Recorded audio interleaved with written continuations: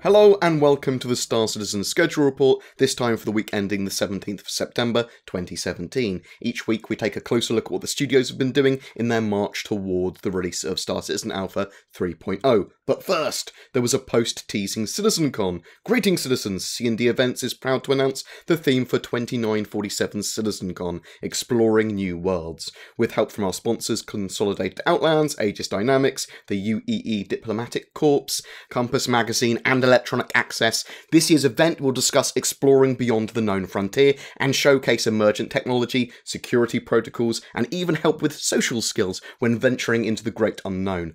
Arguably the biggest event of its kind, CitizenCon brings together speakers, exhibitors and vendors to celebrate the people of the UEE. Doors to the event are open from 12 PM UTC, so there's plenty of time for you to experience and explore everything that's planned. The main auditorium will host presentations, while numerous booths will focus on exploration and other topics that you won't want to miss. Expect to hear more about the details closer to the event. The whole event will be streamed from the Capitol Theatre in Frankfurt via Twitch, and a full itinerary of the day's speakers will be available soon.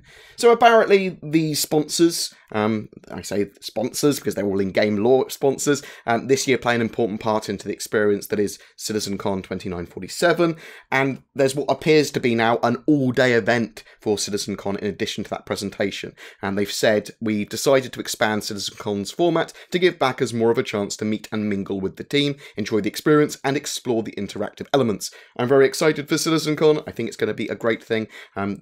Especially the presentation. I mean, this presentation is what we're all looking forward to. That's going to be streamed in the evening, but it looks like they'll be streaming something all day as well. The schedule report and a deeper look at what the studios have been doing over the last week. We're now down to 26 must-fix issues from last week's 76 before the release of Alpha 3.0 can go to an Eva Carty build. CIG and Foundry 42 have taken a big leap towards their objective of getting 3.0 Alpha into the hands of the Eva Carty. A number of these bugs were simply resolved due to the team's endeavours, but directors' reviews have keenly focused on core gameplay loops, which has led them to redefine what is a must-fix issue.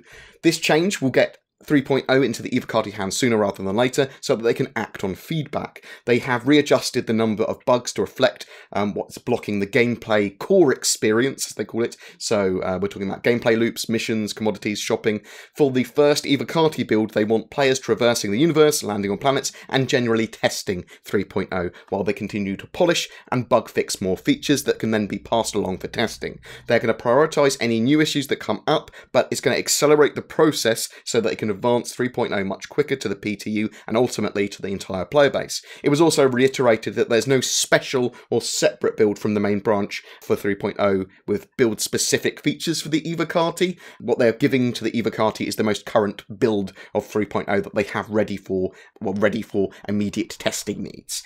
A few other things that have been undergoing some work this week. The cockpit experience. This has been undergoing a set of improvements and will continue to be polished up until 3.0's release, but also they're going to continue to polish it past 3.0's release. It's something that they'll keep on working on, that cockpit experience, especially with an item system 2.0 and all the flicky switches now. The ship selector and insurance claim apps are currently awaiting a review with the directors, and then it might require some extra work or marked as complete. The mission systems had some feedback from its last review, and that's been given to the mission team to repolish and retweak. It's expected that after these remaining tasks that the system as a whole will enter the final bug fixing stage. Quantum Drive. So they've been tweaking Quantum Drive for 3.0. It was travelling far too slow in a system. They want the ability to have quick, short-range Quantum Drive travelling between 2 points of like the surface of the same moon, or from surface to a satellite in orbit. So proximate quantum travel times have been trimmed now, so they're between 5 to 10 seconds for close range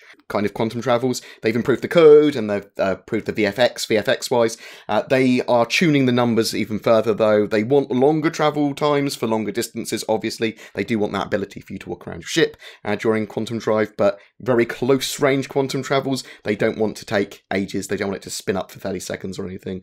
Players and exploding ships. There were some issues with players standing on landing pads, and when they went in EVA, ship would hit them and the ship would explode, but the player would remain unharmed. This was due to some Gamescom demo code that they put in to prevent the Gladius being able to ram into an Idris and instantly blow it up. So this had a knock-on effect. the system thought players had a huge mass or something, so when a ship would hit them, it caused the ship to explode and the player to be fine. They fixed that issue now. They've triggered manual deaths, and players don't have ridiculous mass. UV2 maps. So some other must-fix issues are UV2 maps for some of the ships. This is to do with texture mapping and lighting, and the UV2 overlays for the Prospector, for example, were causing the engines to not take any damage, for example. So they're fixing that, and that has lots of knock-on effects as well. Fixing that could fix a load of other bugs. Disconnection recovery logic was talked about as well. So this can track graceful and ungraceful disconnects. So you bringing up an exit menu and logging out is a graceful disconnect. You've chosen to log out, and this game goes, great, they've logged out safely, whatever. Crashes or losing connection are referred to as ungraceful. If an ungraceful disconnect occurs, the system goes, this guy might want to reconnect, and when you try and log back on, assuming that you've disconnected and you're trying to get back on quickly, it will go, would you like to reconnect back to your game? And hopefully it will get you back into your game in an instance quicker. This sort of feature is very useful in Overwatch, and it's going to be very useful in testing Star Citizen, and with the persistence of Star Citizen 3.0 as well now, logging off where you logging on where you logged off. That's just really useful. The sneak peek was a planet-side racing scoreboard. Very kind of pod racer, and I like the fact that they are going to eventually start enforcing ground races on ground tracks in the persistent universe. So delivering cargo to outposts and visiting shipwrecks won't be the only thing you can do planet-side. Eventually players will be able to test their skills by speeding through race courses for the honour of logging the best time. Very cool stuff. Every month we give away a ship. For September it's a Nox Q. All you need to do is be subscribed to my YouTube channel and comment on any of my Star Citizen videos during that month. Any questions about the news, about Alpha 3.0, about the schedule report, about CitizenCon, or Star Citizen's development in general, chuck them in the comments below. A special thank you to my Patreons who allow me to create the amount of content I do. If you're interested in becoming one of them, you can find a link to Patreon as well as everything else we've discussed below. Please don't forget to like and subscribe, as it really does help me, and I will see you in the verse.